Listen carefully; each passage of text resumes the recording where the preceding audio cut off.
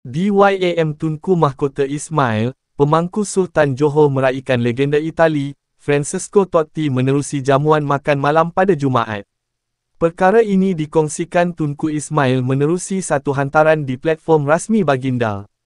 Duli Yang Amat Mulia Tunku Mahkota Ismail, pemangku Sultan Johor telah mengadakan jamuan makan malam bersama Francesco Totti, legenda AS Roma dan pemenang Piala Dunia 2006 bersama Itali di Johor Bahru pada hari ini, 2 Januari 2026.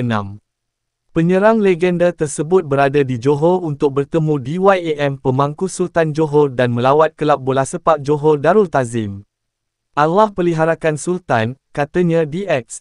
Tunku Ismail sudah memberi petunjuk bahawa legenda AS Roma itu akan mengadakan lawatan ke bumi Johor.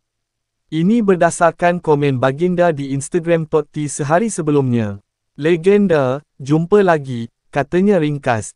Ini berdasarkan komen baginda di Instagram Totti sehari sebelumnya. Legenda, jumpa lagi, katanya ringkas. Jamuan tersebut turut menyaksikan Totti menghadiahkan jersey yang mengandungi tanda tangan beliau kepada Tunku Ismail. Totti cukup dikenali kerana kesetiaannya bersama Giallorossi. Beliau merekodkan 785 penampilan, 307 gol dan 205 bantuan gol untuk kelab itu. Totti juga menjadi sebahagian daripada skuad Azzurri yang bergelar juara Piala Dunia 2026.